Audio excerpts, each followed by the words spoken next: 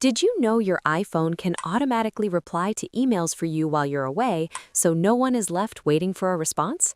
If you're heading on vacation, stepping into meetings, or just need a break from your inbox, the iCloud Mail auto reply feature can take care of replies for you without lifting a finger. It sends a pre-written message to anyone who emails you during a specific time frame, and the best part is it still works even if your iCloud Mail is being forwarded to another account. Here's how to set this up on the iPhone 17 series. Start by opening the Settings app. Then tap your Apple account name at the top. Scroll down and tap iCloud. Then under the Saved to iCloud section, find and tap Mail. From there, scroll down to the Organize Your Inbox section and tap Auto Reply. Now turn on the switch next to Send Auto Reply to enable the feature. Once it's turned on, more options will appear so you can customize everything. To schedule when your auto reply will run, turn on the Start Date switch, then choose your preferred start date and time using the on-screen calendar.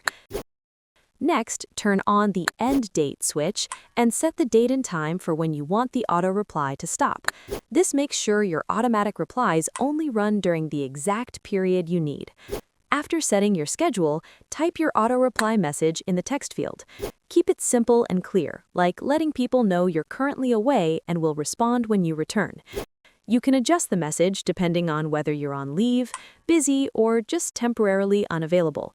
Once everything is set, tap the blue check at the top right corner to save your changes. Your auto-reply is now active and will automatically respond to incoming emails within your selected time frame.